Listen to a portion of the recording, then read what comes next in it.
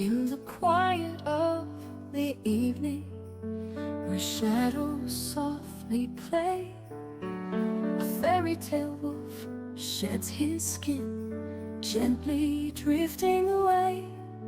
With a twinkle in his eye and a heart full of dreams, he waits for the Friday night glow where the magic redeems. Oh, the wolf in the moonlight, he's found his true call, reading tales of wonder for one and for all. In a world of stars dancing, his spirit takes flight, with stories of beauty under the starlit night.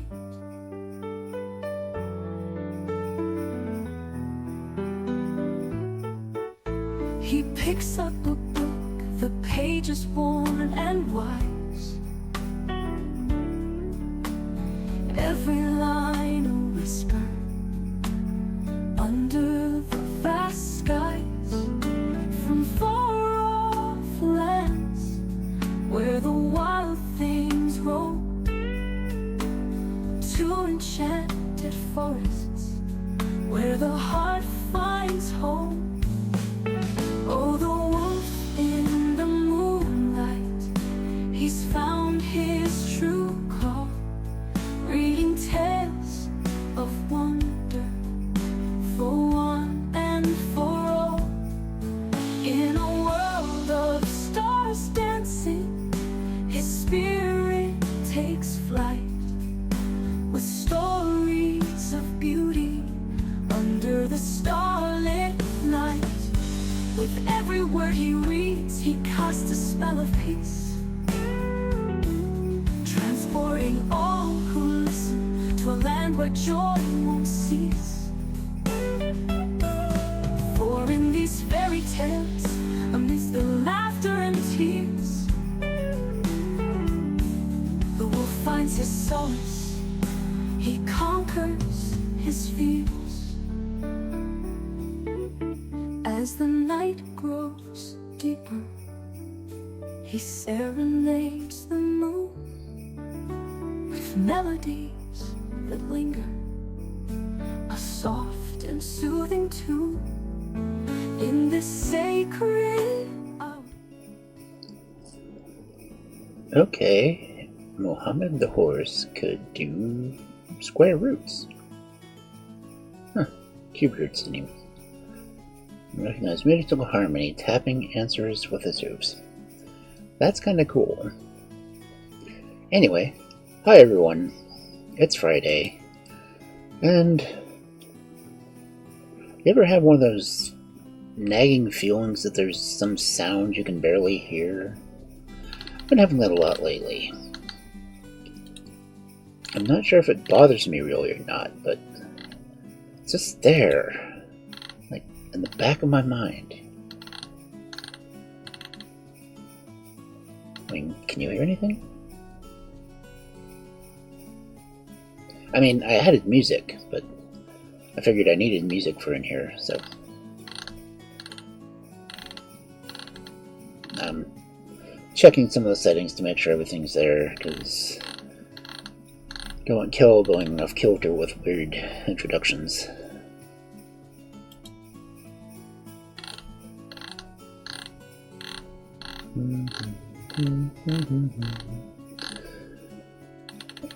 Okay. Yep, all kill settings are fine. But yeah, it is Friday night. And that means we'll be doing fairy tales. I've been, decorating. I haven't got much free out yet. But I'm trying to make the bookstore look a little bit more presentable. What is this funky thing up in my top corner?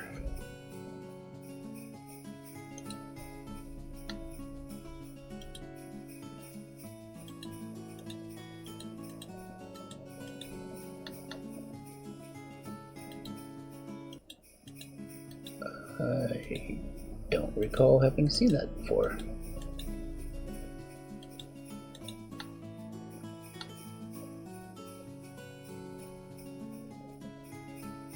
What is that?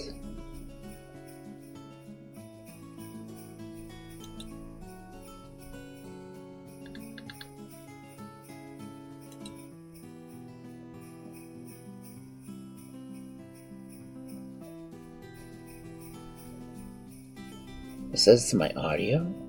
Huh. Weird. Huh. I don't need that on the surface.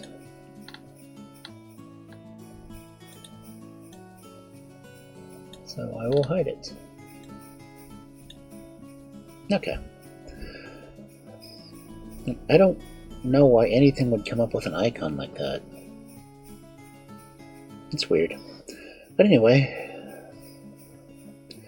as I said, it's Friday. And it is the first Friday of December. There are 15 stories left in this book. And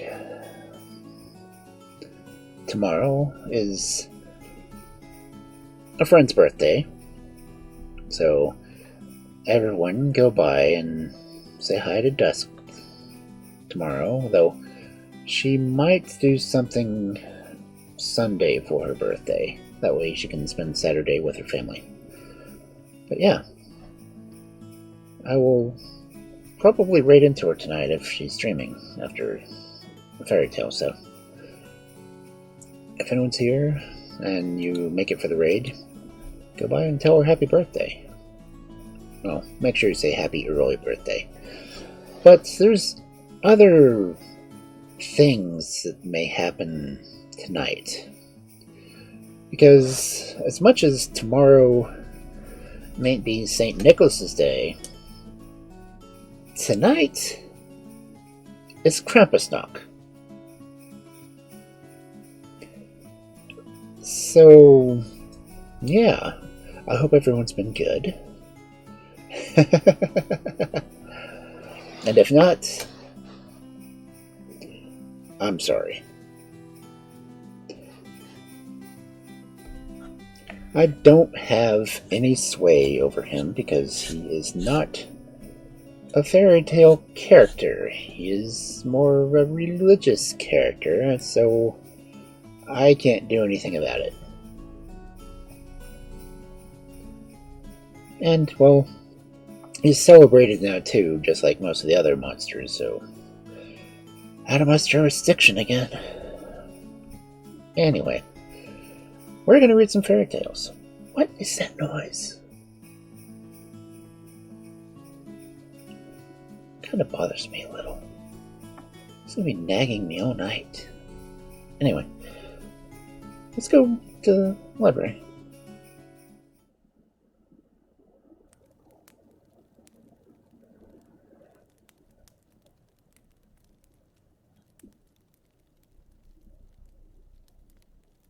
Okay, I don't hear it here.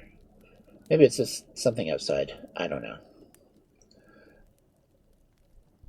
But yeah, we are still reading from the Orange Fairy book. We are over halfway through. If we can do 5 stories a night until the end of the year, well, 5 stories a night, we'll get this done in 3 weeks.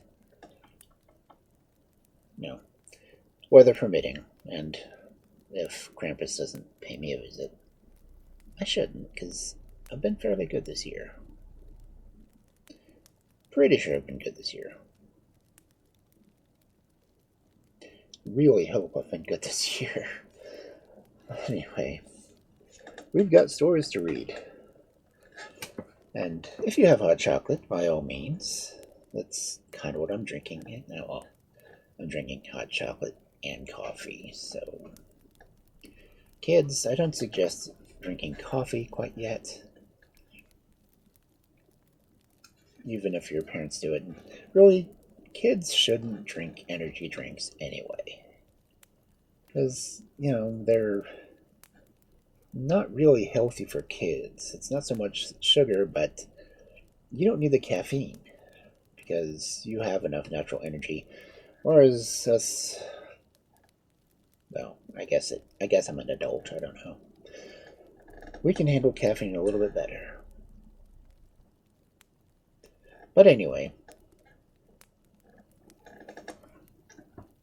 if you have hot cocoa, feel free to drink it. Settle back, relax, and I will read you some fairy tales because it is Friday night. Sound good? Yes? Okay. So, our first story for this fabulous Friday night of fairy tales: The Three Treasures of the Giants. Long, long ago, there lived an old man and his wife who had 3 sons.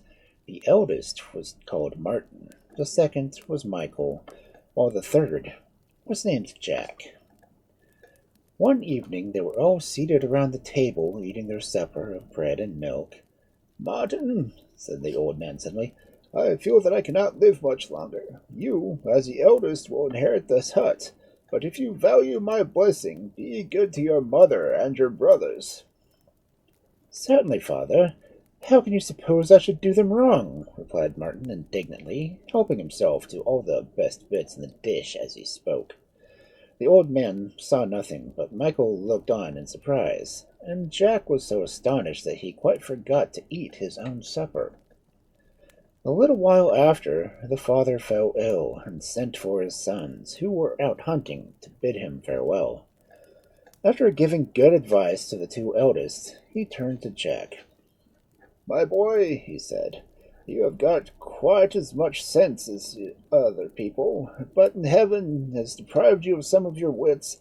It has given you a kind heart.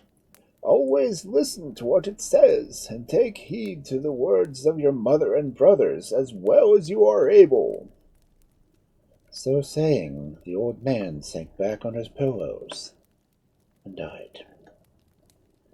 The cries of grief uttered by Martin and Michael sounded through the house, but Jack remained by the bedside of his father, still and silent, as if he were dead also. At length he got up, and going into the garden, hid himself in some trees, and wept like a child, while his 2 brothers made ready for the funeral. No sooner was the old man buried than Martin and Michael agreed that they would go out into the world together to seek their fortunes, while Jack stayed at home with their mother.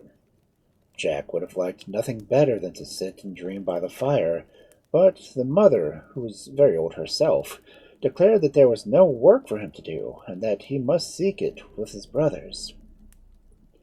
So, one fine morning, all 3 set out.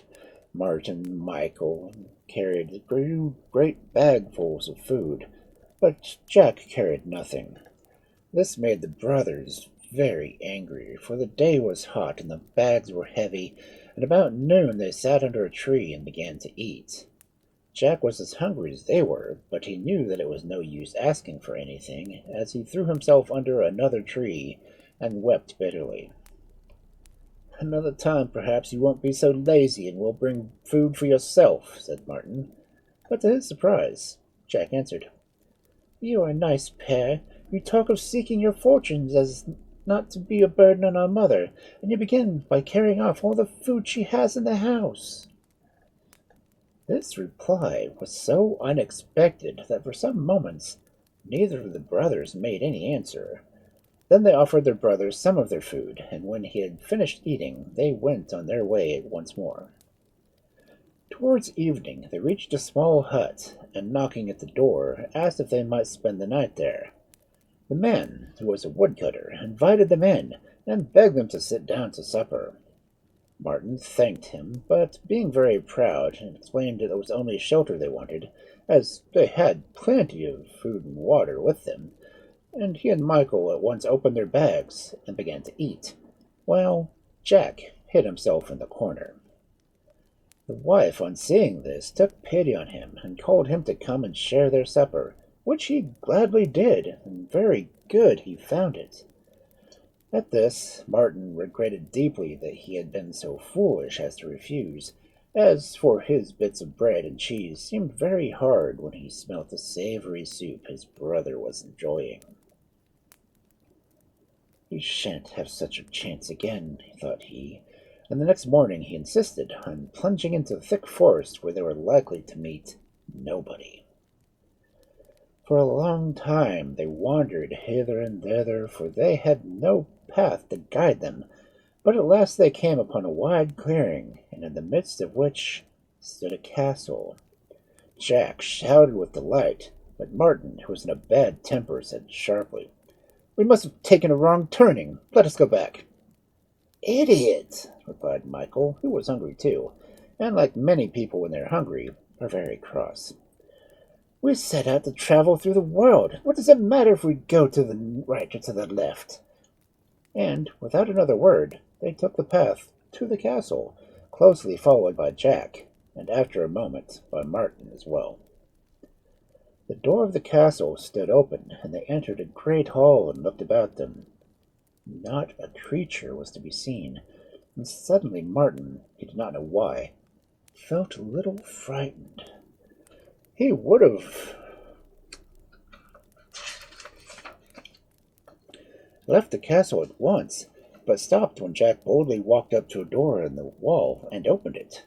He could not for the very shame be outdone by his younger brother, and passed behind him into another splendid hall, which was filled from floor to ceiling with great pieces of copper money. The sight quite dazzled Martin and Michael, who emptied all the provisions that remained out of their bags and heaped them up instead with handfuls of copper. Scarcely had they done this when Jack threw open another door. This time it led to a hall filled with silver. In an instant his brothers had turned out their bags upside down so that the copper money tumbled out onto the floor, and were shoveling in handsful of silver instead. They had hardly finished when Jack opened yet a third door, and all three fell back in amazement, for this room was a mass of gold so bright that their eyes grew sore as they looked at it. However, they soon recovered from their surprise, and quickly emptied the bags of silver and filled them with gold instead. When they would hold no more, Martin said, "We'd better hurry off now, lest somebody should come, and we might not know what to do." And, followed by Michael, he hastily left the castle. Jack lingered behind for a few minutes to put pieces of gold, silver, and copper into his pocket, and to eat the food that his brothers had thrown down in the first room. Then he went after them, and found them lying down to rest in the middle of the forest. It was near sunset, and Martin began to feel hungry, so when Jack arrived he bade him to return to the castle, and bring the bread and cheese that they had left there.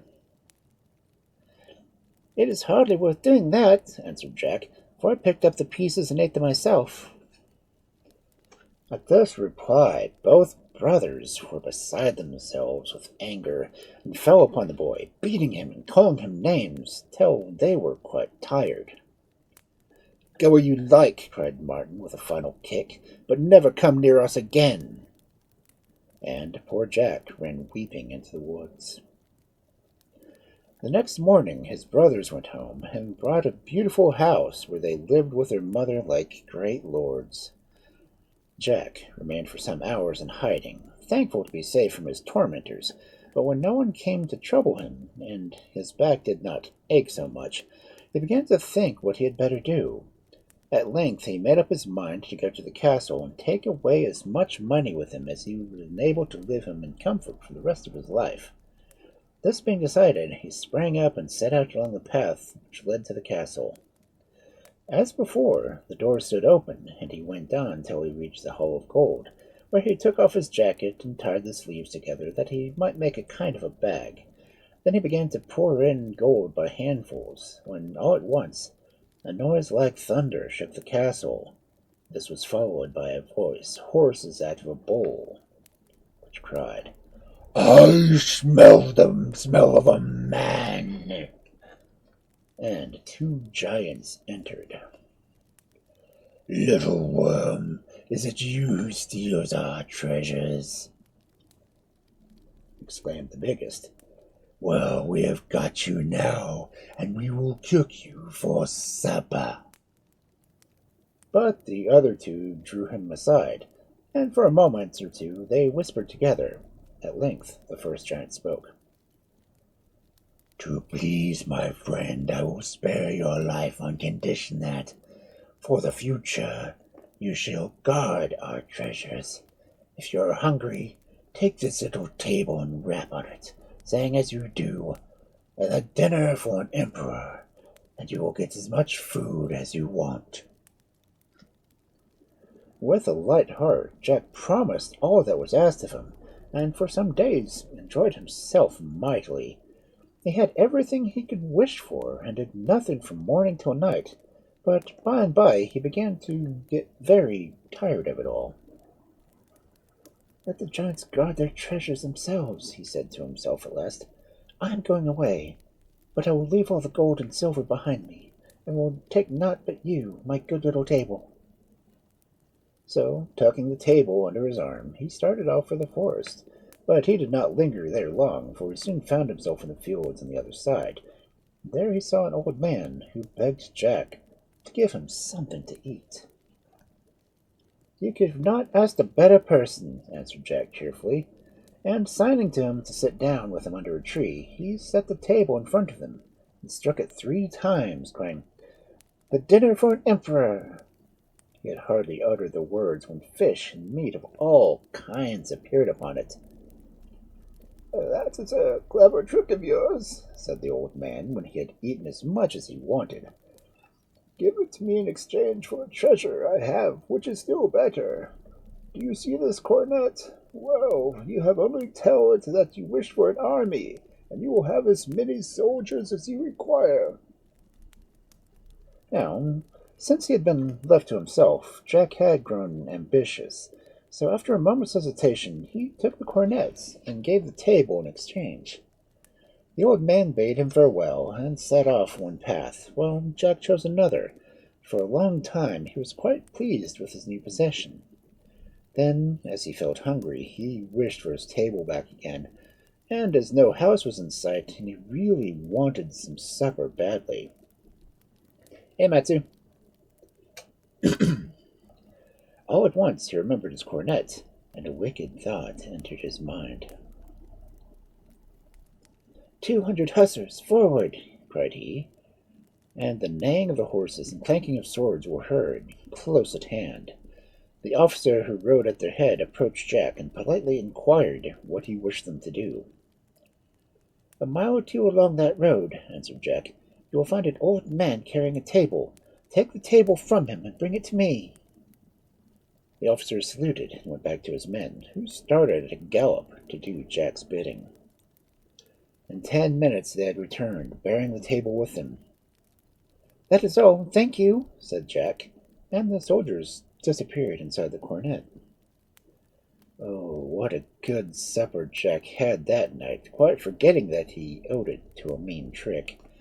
The next day he breakfasted early, and then walked on towards the nearest town. On the way there he met another old man, who begged for something to eat. Certainly, you may have something to eat, replied Jack, and placing the table on the ground, he cried, The dinner of an emperor, when all sorts of food dishes appeared. At first the old man ate quite greedily and said nothing, but after his hunger was sated, he turned to Jack and said, That was a very clever trick of yours. Will you give me the table, and you shall have something better still from me? I don't believe that there's anything better, answered Jack. Yes, there is. Here, in my bag, it will give you as many castles as you can possibly want. Jack thought for a moment, and then he replied, Oh, very well, I will exchange with you. And passing the table to the old man, he hung the bag over his arm. 5 minutes later, he summoned 500 lancers out of the cornet, bade them to go after the old man and fetch back his table. Now that by his cunning he had obtained possession of the 3 magic objects, he resolved to return to his native place. Besmearing his face with dirt and tearing his clothes as to look like a beggar, he stopped the passers-by on pretense of seeking money or food and questioned them about the village gossip. In this manner he learned that his brothers had become great men, much respected in all the country around. When he heard that, he lost no time in going to the door of their fine house and imploring them to give him food and shelter. But the only thing he got was hard words, and a command to beg elsewhere. At length, however, at their mother's entreaty, he was told that he might pass the night in the stable. Here he waited until everyone in the house was sound asleep, when he drew from his bag under his cloak, and desired that a castle appear in that place, and the cornet gave him soldiers to guard the castle, while the table furnished him with good supper. In the morning he caused it all to vanish. When his brothers entered the stable, they found him lying on the straw. Thank you for the hydrate. And welcome in, Guilty.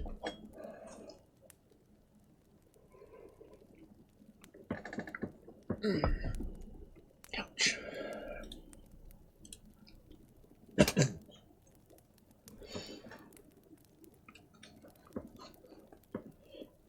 Jack remained here for many days, doing nothing, and as far as anybody knew, eating nothing. This conduct puzzled his brothers greatly, and they put such constant questions to him that at length he told them the secret of the table, and even gave a dinner to them which far outdid any they had seen or heard of. But though they had solemnly promised to reveal nothing, somehow or else the tale leaked out, and before long reached the ears of the king himself. That very evening his chamberlain arrived at Jack's dwelling with a request from the king that he might borrow the table for 3 days. "Very well," answered Jack. "You can take it back with you, but tell his majesty that if he does not return it at the end of 3 days, I will make war upon him." The chamberlain carried away the table and took it straight to the king, telling him at the same time Jack's threat, at which they both laughed until their sides ached. Now the king was so delighted with the table and the dinners it gave him that when the 3 days were over he could not make up his mind to part with it. Instead, he sent for his carpenter and bade him to copy it exactly, and when it was done he told his chamberlain to return it to Jack, with his best thanks.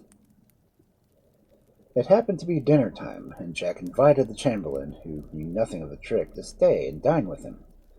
The good man, who had eaten several excellent meals provided by the table in the last 3 days, accepted the invitation with pleasure, even though he was to dine in the stable, and sat down on the straw beside Jack. "The dinner of an emperor!" cried Jack. But not even a morsel of cheese made its appearance. "The dinner of an emperor!" shouted Jack in a thunder of voice. Then the truth dawned on him, and crushing the table between his hands, he turned to the chamberlain, who, bewildered and half frightened, was wondering how to get away. "Tell your false king that tomorrow I will destroy his castle as easily as I have broken this table." The chamberlain hastened back to the palace and gave the king Jack's message, at which he laughed more than before and called all his courtiers to hear the story. But they were not quite so merry when they woke the next morning and beheld 10,000 horsemen and as many archers surrounding the palace. The king saw it was useless to hold out, and he took the white flag of truce in one hand and the real table in the other, and set out to look for Jack. "I have committed a crime," said he, "but I will do my best to make up for it. Here is your table, which I own with the shame that I tried to steal, and you shall have, besides, my daughter as your wife." There was no need to delay the marriage when the table was able to furnish the most splendid banquet that was ever seen, and after everyone had eaten and drunk as much as they wanted, Jack took his bag and commanded a castle filled with all sorts of treasures to arise in the park for himself and his bride. At this proof of his power, the king's heart died within him. "Your magic is greater than mine," said he, "and you are young and strong, while I am old and tired. Take, therefore, my scepter from my hand and the crown from my head, and rule my people better than I have done." So at last Jack's ambition was satisfied. He could not hope to be more than a king, and as long as he had his coronet to provide him with soldiers, he was secure against his enemies. He never forgave his brothers for the way they had treated him, though he presented his mother with a beautiful castle and everything she could possibly wish for. In the center of his own palace was a treasure chamber, and in this chamber the table, the coronet, and the bag were kept as the most prized of all his possessions. And not a week passed without a visit from King John to make sure they were safe. He reigned long and well, and died a very old man, but loved by his people. But his good example was not followed by his sons and his grandsons, since they grew so proud that they were ashamed to think that the founder of their race had once been a poor boy, and as they and all the world could not fail to remember it, as long as the table, the coronet, and the bag were shown in the treasure chamber, one king, more foolish than the rest, thrust them into a dark and damp cellar. For some time the kingdom remained, though it became weaker and weaker every year that passed. Then one day a rumor reached the king that a large army was marching against him. Vaguely he recollected some tales he had heard of a magic coronet which would provide many soldiers who would serve to conquer the earth, and which had been removed by his grandfather to a cellar. Thither he hastened that he might renew his power once more, and in the black and slimy spot he found the treasures indeed. But the table fell into pieces as he touched it, and the coronet remained only a few fragments of leathern belts which the rats had gnawed at. The bag was nothing but broken bits of stone. And the king bowed his head to the doom that awaited him, and his heart cursed the ruin wrought by the pride and foolishness of himself and his forefathers.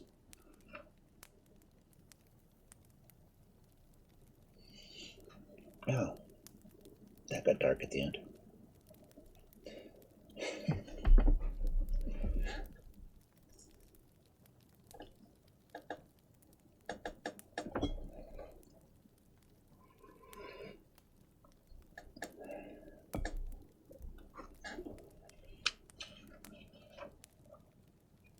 Okay, so don't get too greedy. And, be nice to your little brother.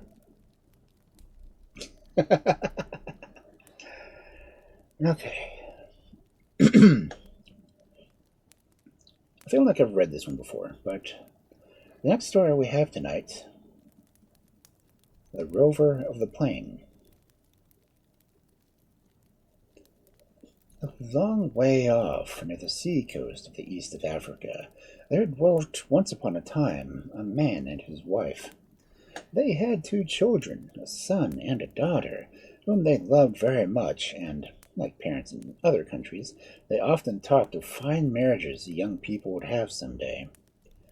Out there, both boys and girls marry early, and very soon, it seemed to the mother, a message was sent by a rich man on the other side of the great hills offering a fat herd of oxen in exchange for the girl. Everyone in the house and the village rejoiced, and the maiden was dispatched to her new home. When all was quiet again, the father said to his son, "Now that we own such a splendid troop of oxen, you had better hasten and get yourself a wife, lest some illness should overtake them. Already we have seen the villages around about 1 or 2 damsels whose parents would gladly part with them for less than half of the herd. Therefore, tell us which one you like best, and we will buy her for you." But the son answered, "Not so. The maids I have seen do not please me. If indeed I must marry, let me travel and find a wife for myself." The youth, however, would not listen. Skip the line. "It shall be as you wish," said the parents, "but if by and by trouble should come of it, it will be your fault, not ours." The youth, however, would not listen, and bidding his father and mother farewell, set out on his search. Far, far away he wandered, over mountains and across rivers, till he reached a village where the people were quite different from those of his own race. He glanced about him and noticed that the girls were fair to look upon. They pounded maize or stewed something that smelt very nice in earthen pots, especially if you were hot and tired, and when one of the maidens turned around and offered the stranger some dinner, he made up his mind that he would wed her and no one else. He sent a message to her parents asking their leave to take her for his wife. They came the next day to bring their answer. "We will give you our daughter," they said, "if you can pay a good price for her. Never was there so hard-working a girl, and how shall we do without her, we cannot tell. Still, no doubt your father and mother will come themselves and bring the price." "No, I have the price with me," replied the young man, laying down a handful of gold pieces. "Here it is. Take it." The old couple's eyes glittered greedily, but custom forbade them to touch the price before all was arranged. "At least," they said after a moment's pause, "we may expect him to fetch your wife to her new home." "No, they are not used to traveling," answered the bridegroom. "Let the ceremony be performed without delay, and we will set forth at once. It is a long journey." Then the parents called in the girl, who was lying in the sun outside the hut, and in the presence of all the village, a goat was killed. A sacred dance took place, and a blessing was said over the heads of the young couple.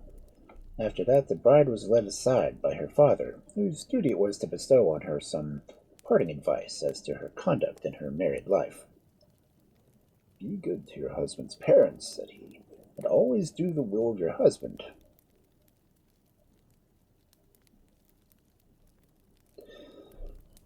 And the girl nodded her head obediently. Next it was her mother's turn, and, as was custom of the tribe, she spoke to her daughter. "Will you choose which of your sisters shall go with you to cut your wood and carry your water?" "I do not want any of them," answered she. "They are of no use. They will drop the wood and spill the water." "Then will you have any of the other children? There are enough to spare," asked the mother again. But the bride said quickly, "I will have none of them. You must give me our buffalo, the Rover of the plain. He alone shall serve me." "What folly you talk!" cried the parents. "Give you our buffalo, the Rover of the plain? Why, you know that our life depends on him. Here he is well fed, lies on soft grass, but how can you tell what will befall him in another country? The food may be bad, or he will die of hunger, and if he dies, we die also." "No, no," said the bride. "I can look after him as well as you. Get him ready, for the sun is sinking, and it is time we set forth." So she went away and put together a small pot filled with healing herbs, and a horn which she used to use tending sick people, a little knife, and a calabash containing deer fat, and hiding these about her, she took leave of her father and mother, and started across the mountains by the side of her husband. The young man did not see the buffalo that followed them, which he had left his home to be the servant of his wife. No one ever knew how the news spread back to Krull that the young man was coming back, bringing a wife with him, but somehow or other, when the two entered the village, every man and woman was standing in the road, uttering shouts of welcome. "Oh, you're not dead after all," they cried, "and have found a wife to your liking, though you would have had none of our girls. Well, well, you have chosen your own path. If ill becomes of it, be lest you grumble." The next day the husband took his wife to the fields and showed her which were his, and which belonged to his mother. The girl listened carefully to all he told her, and walked back with him to the hut, but closed the door she stopped and said, "I've dropped my necklace of beads in the field. I must go and look for it." In truth, she had done nothing of the sort, and it was only an excuse to go back and seek the buffalo. The beast was crouching under a tree when she came up, and snorted with pleasure at the sight of her. "You can roam about this field, and this," she said, "for they belong to my husband. And that is his wood, where you may hide yourself. But the other fields are his mother's, so beware lest you touch them." "All will be well," answered the buffalo, and patting his head, the girl left him. Oh, how much better a servant he was than any of the little girls the bride had refused to bring with her. If she wanted water, she had only crossed the patch of maize behind the hut, seek out the place where the buffalo lay hidden, and put her pail down beside him. Then she would sit at ease while he went to the lake and brought the bucket back brimming over. If she wanted wood, he would break the branches off the trees and lay them at her feet, and the villagers watched her return laden and said to each other, "Surely this girl of her country is stronger than ours, for none of them can cut so quickly or carry so much." But then, nobody knew that she had a buffalo for a servant. Only, all this time she never gave the poor buffalo anything to eat, because she just had one dish, out of which she and her husband ate, while in her old home there was a dish put aside expressly for the Rover of the Plain. The buffalo bore it as long as he could, but one day when his mistress bade him to go to the lake and fetch water, his knees almost gave way from hunger. He kept silence, however, till the evening, when he said to his mistress, "I am nearly starved. I have not touched food since I came here. I can work no more." "Alas," answered she, "what can I do? I only have one dish in the house. You'll have to steal some beans from the fields. Take a few here and a few there. Be sure not to take too many from one place, or the owner might notice it." Now the buffalo had always lived an honest life, but if his mistress did not feed him, he must get food for himself. So that night, when all the village was asleep, he came out of the wood and ate a few beans here and a few there, as his mistress had bidden him. At last, when his hunger was satisfied, he crept back to his lair. But a buffalo is not a fairy, and the next morning, when women arrived to work in the fields, they stood still with astonishment and said to each other, "Just look at this savage beast has been destroying our crops, and we can see the traces of his feet." And they hurried to their homes to tell their tale. In the evening, the girl crept out to the buffalo's hiding place and said to him, "They've perceived what happened, of course, so tonight you had better seek your supper further off." And the buffalo nodded his head and followed her counsel. In the morning, when these women went out to work, the traces of the hooves were plainly to be seen, and they hastened to tell their husband and begged to get their guns and watch for the robber. It happened that the stranger's girl's husband was the best marksman in the village, and he hid himself behind the trunk of a tree and waited. The buffalo, thinking that they could possibly make a search for him in the fields he had laid waste that evening before, returned to the bean patch belonging to his mistress. The young man saw him coming with amazement. "Why, it is a buffalo!" he cried. "I've never beheld one of these in this country before." And raising his gun, he aimed just behind the ear. The buffalo gave a leap in the air, and then fell dead. "It was a good shot," said the young man, and he ran to the village to tell them that the thief was punished. When he entered his hut, he found his wife, who had somehow heard the news, twisting herself to and fro and shedding tears. "Are you ill?" asked he, and she answered, "Yes, I have pains all over my body." But she was not ill at all, only very unhappy at the death of the buffalo which had served her so well. Her husband felt anxious and sent for the medicine man, but though she pretended to listen to him, she threw all his medicine out the door directly as he had gone away. With the first rays of light, the whole village was awake, and the women set forth armed with baskets and the men with knives in order to cut up the buffalo. Only the girl remained in her hut, and after a while she too went to join them, groaning and weeping as she walked along. "What are you doing here?" asked her husband when he saw her. "If you are ill, you are better to stay home." "Oh, I could not stay alone in the village," said she, and her mother-in-law left her work to come and scold her, and to tell her that she would kill herself if she had did such foolish things. But the girl would not listen, and sat down and looked on. When they had divided the buffalo's flesh, and each woman had the family portion in her basket, the stranger wife got up and said, "Let me have the head." "You could never carry anything so heavy," answered the men. And now you are ill besides. You do not know how strong I am, answered she, And they at last gave it to her. She did not walk to the village with the others, but lingered behind, and instead of entering her hut, she slipped into the little shed where the pots for cooking and storing maize were kept. Then she laid down the buffalo's head and sat beside it. Her husband came to seek her and begged her to leave the shed and go to bed, and she must be tired out. But the girl would not stir, neither would she attend to the words of her mother-in-law. I wish you would leave me alone, she asked crossly. It is impossible to sleep if someone is always coming in. And she turned her back to them, and would not even eat the food that they had brought. So they went away, and the young man soon stretched himself out on his mat. But his wife's odd conduct made him curious, and he lay awake all night listening. When all was still, the girl made a fire and boiled some water in a pot. As soon as it was quite hot, she took in the medicine that she had brought from home, and then, taking the buffalo's head, she made an incision with her little knife behind his ear, and close to the temple where the shot had struck him. Next she applied the horn to the spot, and blew with all her force till at length the blood began to move. After that she spread the deer fat over the calabash over the wound, which she held in the steam of the hot water. Last of all, she sang in a low voice a dirge over the Rover of the plain.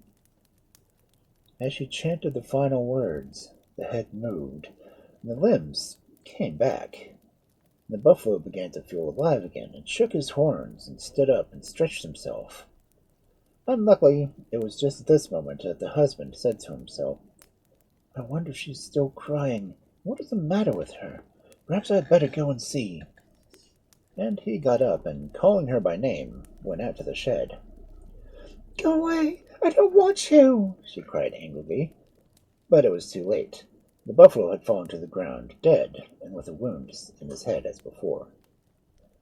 The young man, who, unlike most of his tribe, was afraid of his wife, returned to his bed without having seen anything, but wondering very much what she could have been doing all this time. After waiting for a few minutes, she began her task over again, and at the end, the buffalo stood on his feet as before. But just as the girl was rejoicing that her work was completed, in came her husband once more to see that his wife was doing, and this time sat himself down in the hut and said that he wished to watch whatever was going on. Then the girl took up the pitcher and all her things and left the shed, trying for a third time to bring the buffalo back to life. She was too late. The dawn was already breaking, and the head fell to the ground, dead and corrupt as it was before. The girl entered the hut, where her husband and mother were getting ready to go out. I want to go down to the lake and bathe, said she.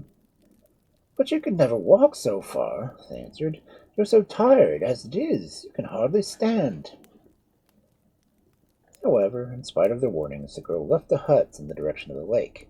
Very soon she came back weeping and sobbed out, I met someone from my village who lives in the other country, and he told me that my mother is very, very ill.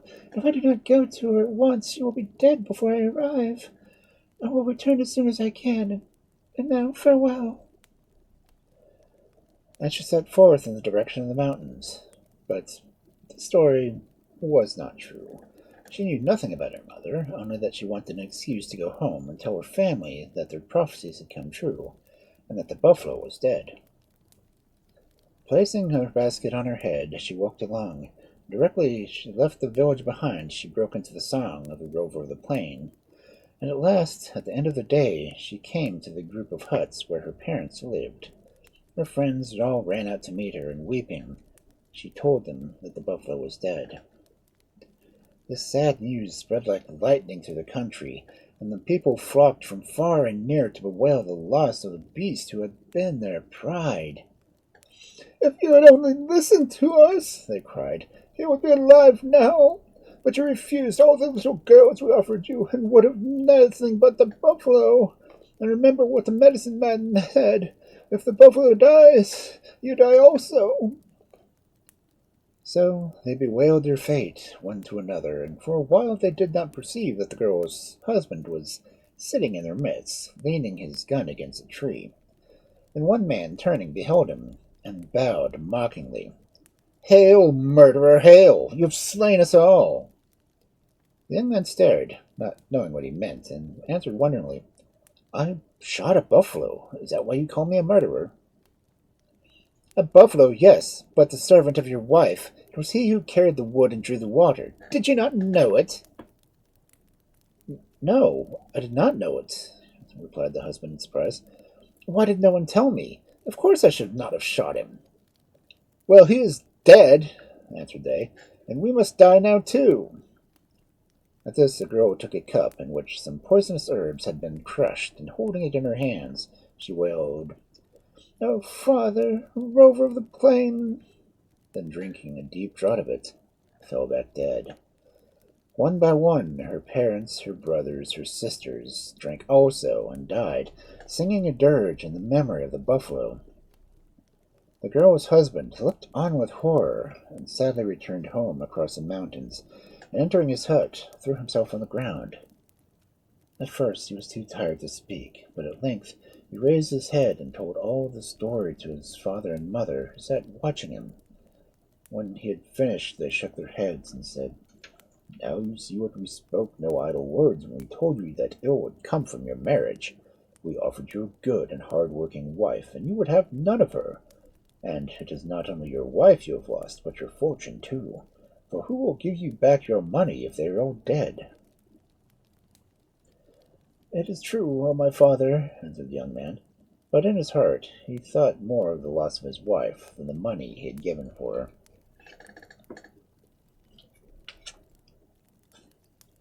Okay.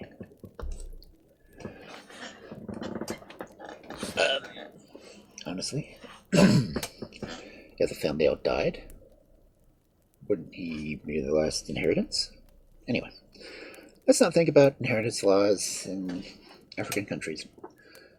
But for the meantime, we need to go to a break because I know I will not be able to get this third story written before it, and there's only 7 minutes before the ad. So get up, stretch, refresh your drinks if you have one, and I will see you in a few.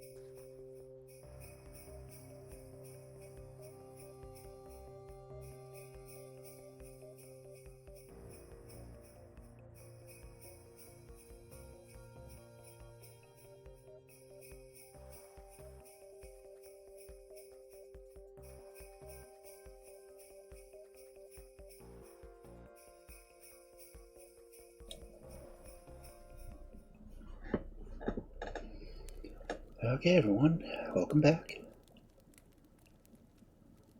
Have a good break there? Anything weird happen? No. I don't know, but 2 stories down. Let's see if we can get 3 more, maybe. So, our next story for this fabulous Friday night of fairy tales: The White Doe. Once upon a time there lived a king and queen who loved each other dearly and would have been perfectly happy if only they had a little son or daughter to play with. They never talked about it and always pretended that there was nothing in the world to wish for, but sometimes when they looked at other people's children, their faces grew sad, and their courtiers in attendance knew the reason why. One day the queen was sitting alone by the side of a waterfall which sprung from some rocks in a large park adjoining the castle. She was feeling more than usually miserable, and had sent away her ladies so that no one might witness her grief. Suddenly she heard a rustling movement in the pool below the waterfall, and on looking up she saw a large crab climbing on one of the stones beside her. Great Queen, said the crab, I am here to tell you that your desire of your heart will soon be granted. But first you must permit me to lead you to the palace of the fairies, which, though hard by, has never been seen by mortal eyes because of the thick clouds that surround it. When there you will know more, that is, if you will trust me yourself. The queen had never before heard an animal speak, and was struck dumb with surprise. However, she was so enchanted at the words of the crab that she smiled sweetly and held out her hand. It was taken, not by the crab, which had stood there only a moment before, but by a little old woman smartly dressed in white, with crimson and green ribbons in her gray hair. And, wonderful to say, not a drop of water fell from her clothes. The old woman ran lightly down a path along which the queen had been 100 times before, but it seemed so different she could hardly believe it was the same. Instead of having to push her way through nettles and brambles and roses and jasmine hung around her head, while under her feet the ground was sweet with violets. The orange trees were so tall and thick that even at midday the sun was never too hot, and at the end of the path was a glimmer of something so dazzling that the queen had to shade her eyes and peep at it only between her fingers. What can it be? Asked she, turning to her guide, who answered, Oh, that is a fairy's palace, and here are some of them coming to meet us. As she spoke, the gates swung back, and 6 fairies approached, each bearing in her hand a flower made of precious stones, but so like the real ones that only by touching it could you tell the difference. Madam, They said, we know not how to thank you for this mark of your confidence, but we have happiness to tell you that in a short time you will have a little daughter.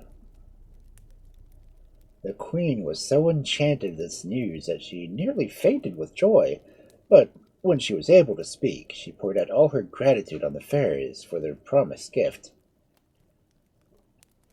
And now, she said, I ought not stay any longer, for my husband will think that I've run away, or that some evil beast has devoured me. In a little while it happened just as the fairies had foretold, and a baby girl was born in the palace. Of course, both the king and queen were delighted, and the child was called Desiree, which means desired, for she was desired for 5 years before her birth. At first the queen could think of nothing but a new plaything, but then she remembered the fairies who had sent it to her.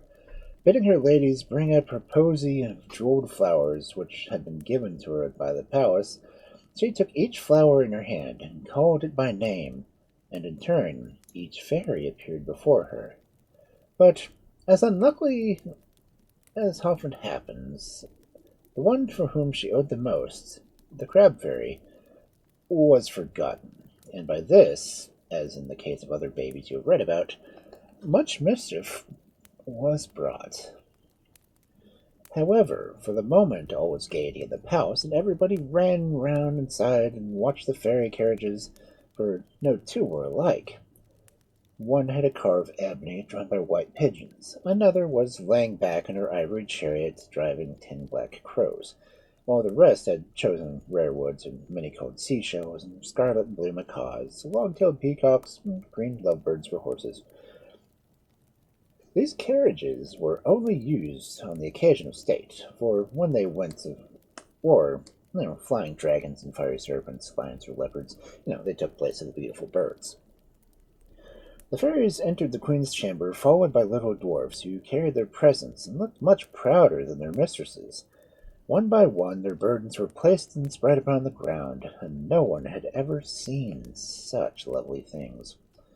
Everything that a baby could possibly wear or play with was there, and besides, they had other and more precious gifts to give her, which only children who have fairies for godmothers can ever hope to possess. They were all gathered around a heap of pink cushions on which the baby lay asleep, when a shadow seemed to fall between them and the sun, while a cold wind blew through the room. Everybody looked up, and there was the crab fairy, who had grown as tall as the ceiling in her anger. "So I am forgotten!" cried she, in a voice that was so loud that the queen trembled when she heard it. "Who was it who seized you in your troubles? Who was it led you to the fairies? Who was it brought you back safely to your home again? Yet I am overlooked, while these who have done nothing in comparison are petted and thanked." The queen, almost done with terror, in vain tried to think of some explanation or apology, but there was none, and she could only confess her fault and implore forgiveness. The fairies also did their best to soften the wrath of their sister, and knowing that, like many plain people who were not fairies, she was very vain, and they entreated her to drop her crab's disguise, and to become once more one of the charming persons they were accustomed to see. For some time the enraged fairy would listen to nothing, but at length the flatteries began to take effect. The crab's shell fell from her, and she shrank to her usual size, and lost some of her fierce expression. "Well," she said, "I will not cause the princess's death, as I had meant to do, but at the same time she will have to bear the punishment of her mother's fault, as other children have done before her. The sentence I pass upon her is that if she is allowed to see one ray of sunlight before her 15th birthday, she will rue it bitterly, and it may perhaps cost her life." And with these words she vanished through the window through which she had come, while the fairies comforted the weeping queen and took counsel how best the princess might be kept safe during her childhood. At the end of half an hour they had made up their minds to do, and at the command of the fairies a beautiful palace sprang up, close to that of the king and queen, but different from every palace in the world, in having no windows, and only a door right under the earth. However, once within, daylight was hardly missed, so brilliant were the multitudes of tapers that were burning on the walls. Now, up to this time, the princess's history has been like the history of many princesses you've probably read about. But when the period of her imprisonment was nearly over, her fortunes, they took another turn. For almost 15 years, the fairies had taken care of her and amused her and taught her, so that when she came into the world she might be no whit behind the daughters of other kings, and all that make princesses charming and accomplished. They all loved her dearly, but the fairy Tulip loved her most of all, and as the princess's 15th birthday drew near, the fairy began to tremble lest something terrible might happen, some accident which they could not foresee. "Do not let her out of your sight," said Tulip to the queen, "and meanwhile Let her portrait be painted and carried to neighboring courts, as in custom that other kings may see how far her beauty exceeds that of every other princess, and that they may demand her in marriage for their sons. And so it was done, and as the fairy had prophesied, all the young princes fell in love with the picture, but the last one to whom it was shown could think of nothing else, and refused to let it be removed from his chamber, where he spent most of the day gazing at it. The king, his father, was much surprised at the change which had overcome his son, who generally passed all the time in hunting or hawking, and his anxiety was increased by a conversation he overheard between two of his couriers that they feared the prince must be going out of his mind, so moody he had become. Without losing a moment, the king went to visit his son, and no sooner had he entered the room than the young man flung himself at his father's feet. "You have betrothed me already to the bride I can never love," cried he. "But if you will not consent to break off the match, and ask for the hand of the Princess Desiree, I shall die of misery, thankful to be alive no longer." Drama Prince. These words much displeased the king, who felt that, in breaking off the marriage already arranged, he would almost certainly be bringing on his subjects to a long and bloody war. So, without answering, he turned away, hoping that a few days might bring his son to reason. But the prince's condition grew rapidly so much worse that the king, in despair, promised to send an embassy at once to Desiree's father. This news cured the young man in an instant of all his ills, and he began to plan out every detail of dress and of horses and carriages, which must be as splendid as any train in the envoy, whose name was Beckus. This news cured the young man in an instant of all his ills, and he began to plan out every detail of dress, and of horses and carriages which were necessary to make the train of the envoy, whose name was Beckus, as splendid as possible. He longed to form part of the embassy himself, if only in disguise of a page, but the king would not allow, for the prince had to content himself with searching the kingdom for anything that was rare and beautiful to send to the princess. Indeed, he arrived just as the embassy was starting, with his portrait, which had been painted in secret by the court painter. The king and queen wished for nothing better than their daughter to marry into such a great and powerful family, and received the ambassador with every sign of welcome. They even wished him to see Princess Desiree, but this was prevented by the fairy Tulip, who feared some ill might come of it. "And be sure to tell him," added she, "the marriage cannot be celebrated until she is 15 years old, or else some terrible misfortune may happen to the child." So when Berescu, surrounded by his train, made a formal request that the Princess Desiree might be given in marriage to his master's son, the king replied that he was much honored and would gladly give his consent, but that no one could even see the princess till her 15th birthday, as the spell laid upon her in the cradle as the spiteful fairy would not cease to work until that was past. The ambassador was greatly surprised and disappointed, but he knew too much about fairies to venture to disobey them. Therefore he had to content himself with presenting the prince's portrait to the queen, who lost no time in carrying it to the princess. As the girl took it in her hands, it suddenly spoke, as it had been taught to do, and uttered a compliment of the most delicate and charming sort, which made the princess flush with pleasure. "How would you like to have a husband like that?" asked the queen, laughing. "As if I knew anything about husbands," replied Desiree, who had long ago guessed the business of the ambassador.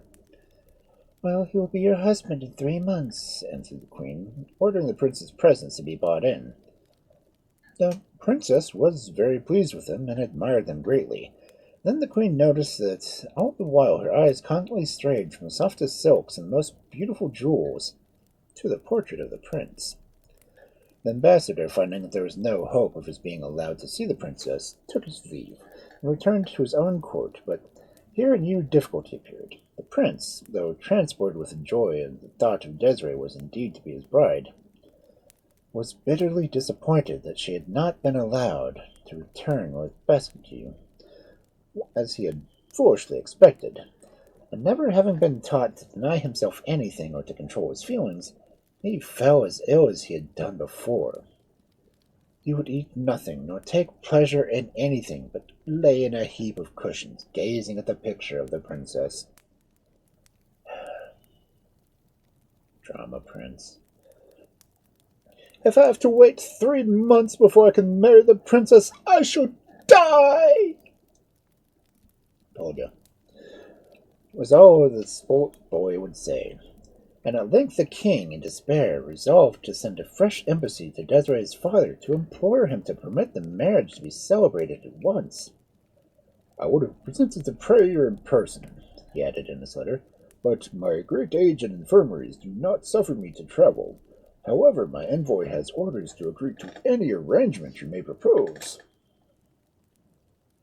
On his arrival to the palace, Bescue pleaded his young master's cause as fervently as the king, his father, would have done, and entreated that the princess might be consulted in the matter. The queen hastened to the marble tower and told her daughter the sad state of the prince. Desiree sank down fainting at the news, but soon came to herself again, and set about inventing a plan which would enable her to go to the prince without risking the doom pronounced over her by the wicked fairy. "I see," she exclaimed joyfully at last. "Let a carriage be built through which no light can come, and let it be brought into my room. I will then get into it, and we can travel swiftly during the night and before dawn at the palace of the prince. Once there, I can remain in some underground chamber where no light can come." "Oh, how clever you are!" cried the queen, clasping her in her arms as she hurried away to tell the king. "What a wife our prince will have!" said Bescue, bowing low. "But I must hasten back with the tidings, and to prepare the underground chamber for the princess." And so he took his leave.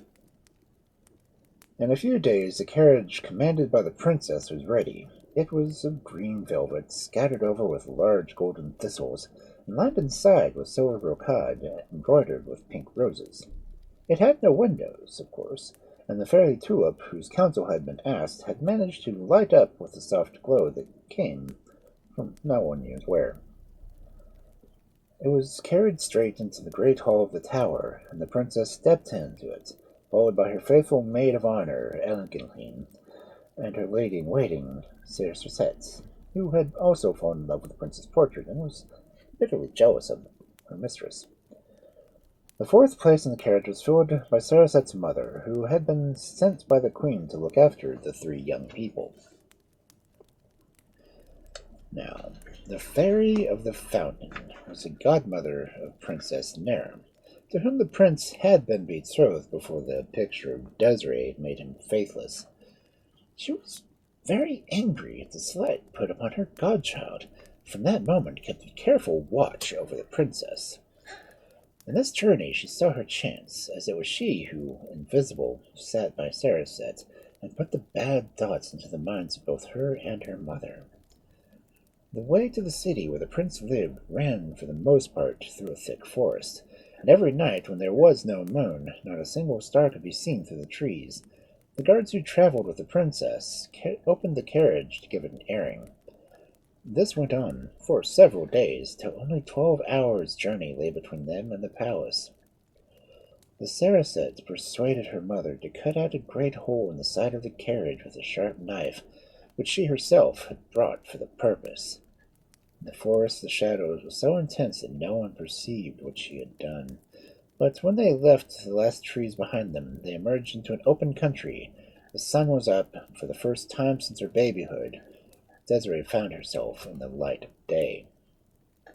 She looked up with surprise at the dazzling brilliance that streamed through the hole, then gave a sigh which seemed to come from her heart. The carriage door swung back, as if by magic, and a White Doe sprang out, and the moment was lost to the sight of the forest. But, quick as she was, Eglantine, her maid of honor, had no time to see where she went, and jumped from the carriage in pursuit of her, and followed at the distance by guards. Sarasat and her mother looked at each other in surprise and joy. They could hardly believe their good fortune, for everything had happened exactly as they had wished. The first thing to be done was to conceal the hole which had been cut, and when this was managed, with the help of the angry fairy, though did not know it, Sarasat hastened to take off her clothes and put on those of the princess, placing the crown of diamonds on her head. She found this heavier than she had expected, but then she had never been accustomed to wear crowns, which, makes all the difference. At the gates of the city, the carriage was stopped by a guard of honor sent by the king to escort his son's bride. Though Sarasat and her mother, of course, could see nothing of what was going on outside, they heard plainly the shouts of welcome from the crowds along the streets. The carriage stopped at length in the vast hall which Bacchuscu had prepared for the reception of the princess. The Grand Chamberlain and Lord High Steward were awaiting her, and when the false bride stepped into the brilliantly lit room, they bowed low, and they had orders to inform His Highness the moment she arrived.